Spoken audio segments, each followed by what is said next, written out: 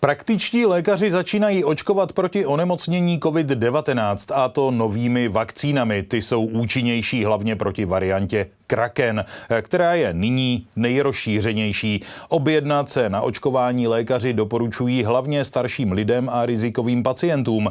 Počet lidí s respiračními onemocněními v posledních dnech roste.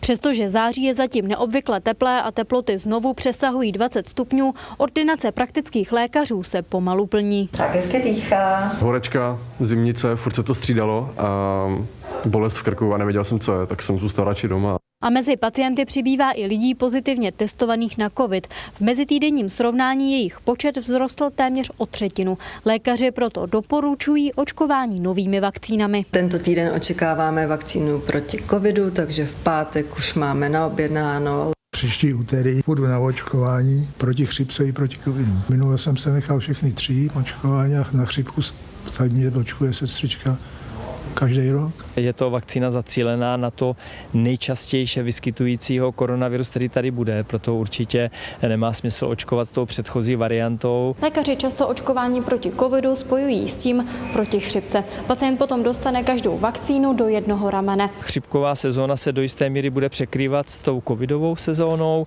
možná, že chřipková nastoupí o něco později. Doporučujeme očkovat seniory nad 65 let i proti covidu, i proti chřipce, pacienty, kteří jsou rizikoví, to znamená třeba mají nějaké chronické onemocnění. Odborníci ale očekávají, že celkově zájem o vakcínu v meziročním srovnání znovu výrazně klesne. Kateřina Bibenová, Česká televize Pardubice.